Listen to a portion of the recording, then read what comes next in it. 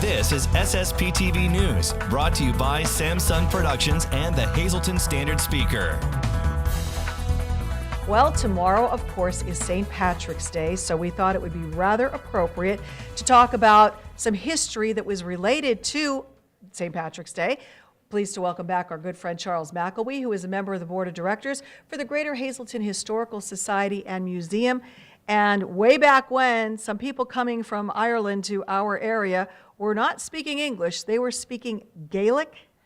Right, so the misconception today, and it's an understandable one, is that when Irish immigrants came to the United States in the mid-19th century that they spoke English.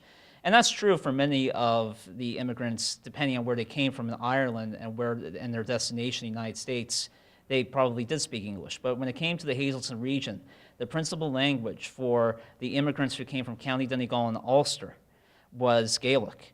And they had started settling in the Hazleton region beginning in the 1840s during the famine, the potato famine, which wiped out a third of Ireland's population.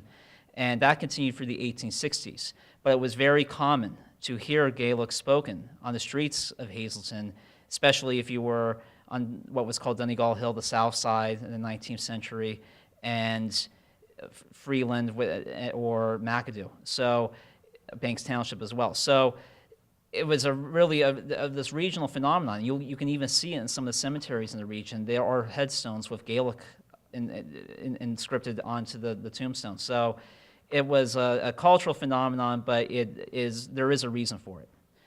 How long was that spoken? Was it, did it dissipate quickly or what? Are there any people around that still speak Gaelic? It was probably dissipated by the 20th century. It was lingering. I even remember my grandmother would say, "K Shin, who's that? Who's there?"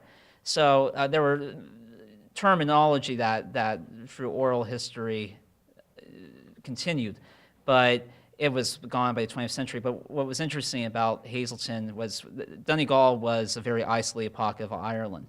And it was the primary language for people who lived in Donegal was Gaelic, unlike, let's say, Dublin or Cork, the southern coast of Ireland, because the English through the 19th and even early 20th century was virtually eradicating the culture of Ireland.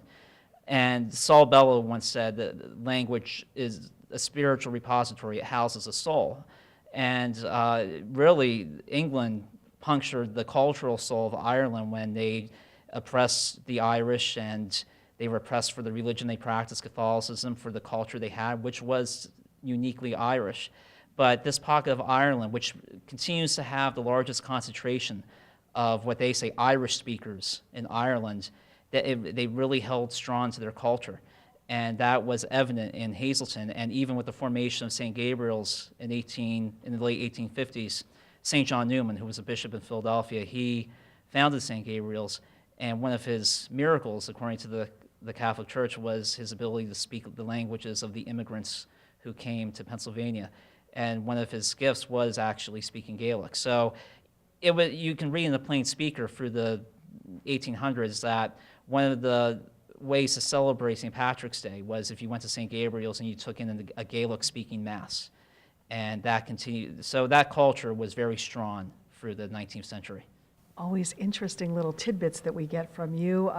For anybody out there who is celebrating, I am a portion of Irish, so happy St. Patty's Day to everyone for tomorrow. And please remember that Charles represents the Greater Hazleton Historical Society Museum, so we want to continue to encourage people to donate as part of their fundraising campaign that's underway. So please don't forget, we want to preserve all this great stuff and all the stuff that's in your brain too. Right. Happy St. Patrick's Day. Thanks a lot. Same to you.